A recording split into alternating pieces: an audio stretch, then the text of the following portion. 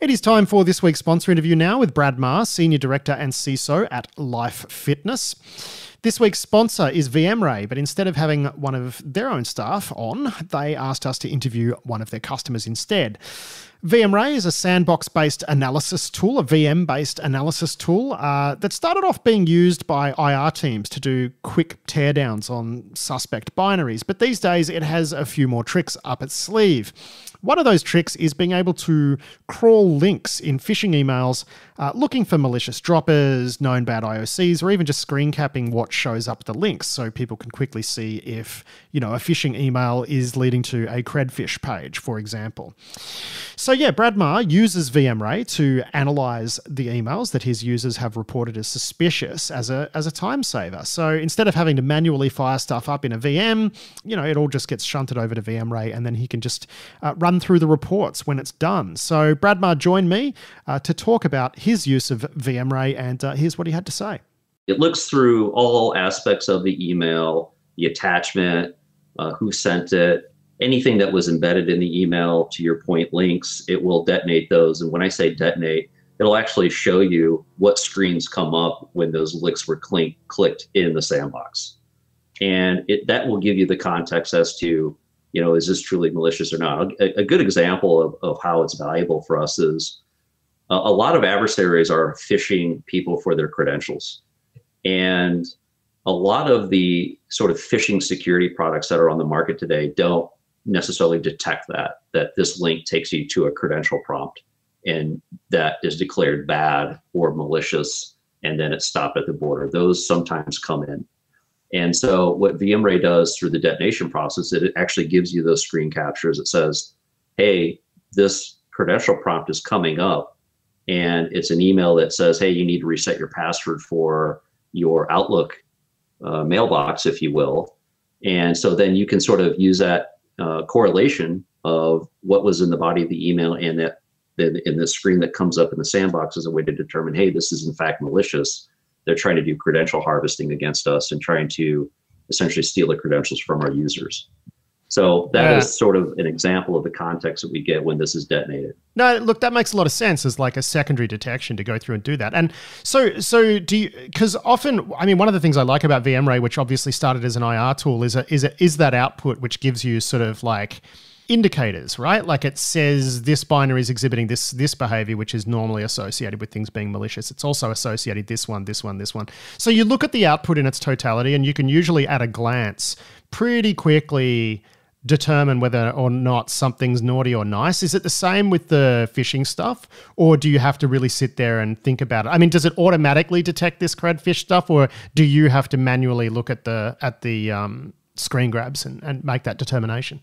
Yeah, I typically have to look at the screen grabs to understand, is it a credential attempt to harvest credentials from one of our employees? If it's an attachment or a link that goes out to a known malicious site, however, or there's some site that the link will take you to where it's trying to download malware, VMray will tell you that it's picked up on that because of some threat intelligence that it already has embedded in the platform, that it's already learned from either the community submitting samples or other external third-party threat intelligence that it's integrated with the platform. Yeah. So I'd imagine then that you're getting as an output a combination of automatic determination saying this is malicious and line bowls where you just have to maybe scroll through some screen caps and hit the no, yes, no, yes, no, yes. Is that the workflow pretty much? Yeah, pretty much. Yeah. And time is of the essence. And we also, there's overhead with just sitting there looking at a tool. So the beauty of VMray is it'll just send you a report when it's done with the detonation.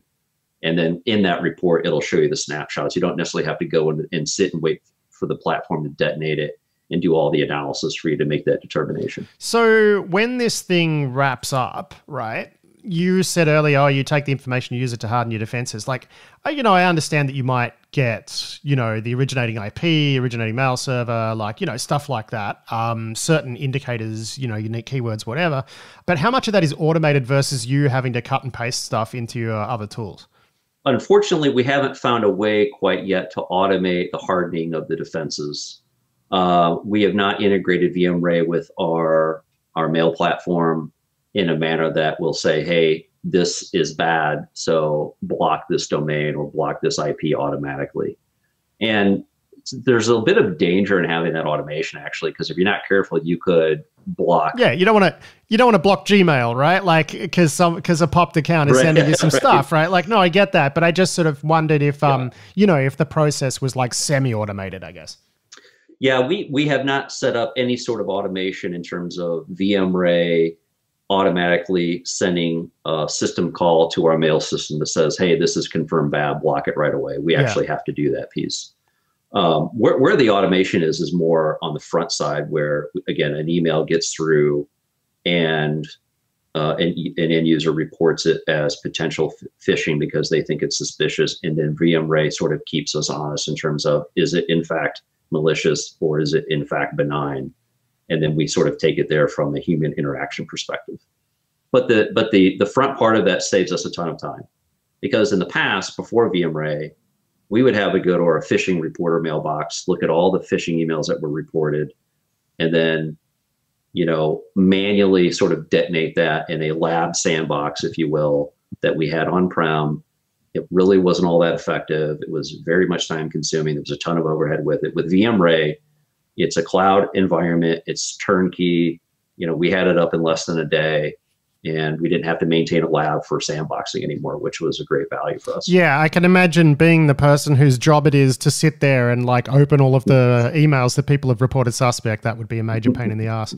So I guess that's the thing, right? It's a time saver. It hasn't automated the plumbing through of the controls, but it's automated the actual first stage. I guess my other question would be, can you think of some cool stuff that this thing's actually found? Can you think of anything where it's like, wow, this wasn't actually just a mass spam campaign. This looks kind of targeted. Yeah, I mean, we occasionally will see some things that will give us an indicator that an environment was set up specifically just to try and harvest credentials from our users. So you can go out and look at the domain or the IP address that is serving up the website that is prompting people to log in with their username and password. And you can see that it was just stood up yesterday. I mean, the domain was registered yesterday and a certificate was registered and implemented for it the same day. And, we then go in and do a hard block, and a couple of days later, the infrastructure is gone completely. So that's like when someone's doing a red team and they pop up a fake VPN login or whatever. And absolutely. And to say 100% is targeted just for us, that's hard to say, because they could be using that same infrastructure to target a plethora of companies. Of course, we don't have enough intelligence to make that determination if it's specifically for us or not. But it's quite interesting how these environments are spun up very quickly and then they go away very quickly. Because but it's such a red flag. It's such a red flag, and I imagine that's one of the first things that VMray catches, because people who do domain analytics, that's one of the first things they do too, which is new domain. Wow, yeah. And I imagine with VMray, it'd be new domain and new cert. Oof. Absolutely. That, and the fact that sometimes we've seen domains registered with a likeness to our brand to make it look like it's a legitimate site when it really isn't. And so, of course, that would be something that would be considered a little more targeted for us when they're using domains towards our likeness. So we've seen that as well, though we do have controls that will block any sort of outbound communication from our systems, or even emails that come inbound that have domains similar to our likeness that we're not hosting or managing.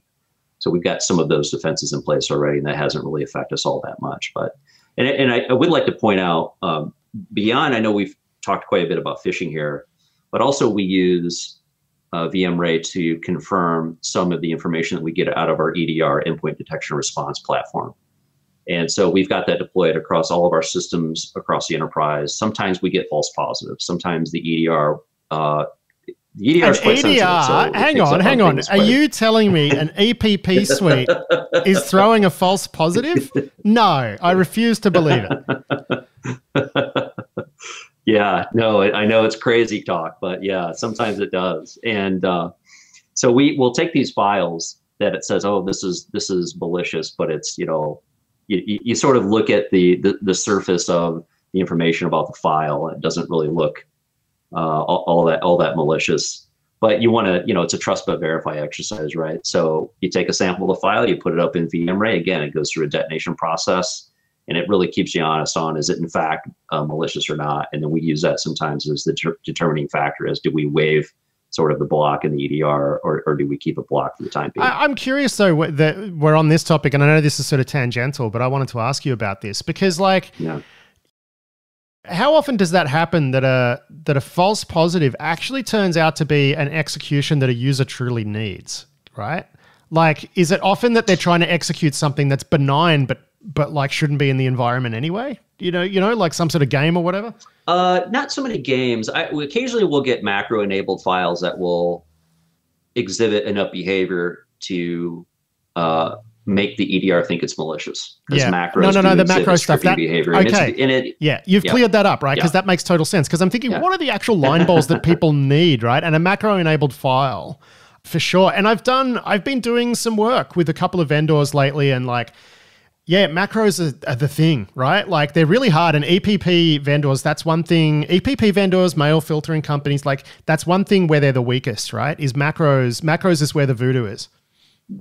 Yeah, absolutely. And then PowerShell is sort of the secondary sort of thorn in our side, where, PowerShell, it's a sort of a live off the land approach that adversaries like to use. PowerShell is embedded everywhere now. There's even legitimate programs that use PowerShell. So unless you go through the difficult exercise of understanding what you want to whitelist from a PowerShell perspective, you sort of have to allow it. So sometimes we get PowerShell script false positives that come up in the EDR, and we will run that through VMRay as well, again, just to keep ourselves honest on whether or not it's benign or not. All right. Well, Brad Marr, thank you so much for joining us on the show to walk through your use of VMRay. It's been really interesting. Thanks a lot. Thank you. It's a pleasure being here. That was Brad Marr there with a chat about how he's using VMRay Analyzer to save some time. And you can check out VMRay at vmray.com. That's VMRAY.com. Big thanks to VMRay for being a Risky Business sponsor. And that is it for this week's show. I'll be back next week with more security news and analysis. But until then, I've been Patrick Gray. Thanks for listening.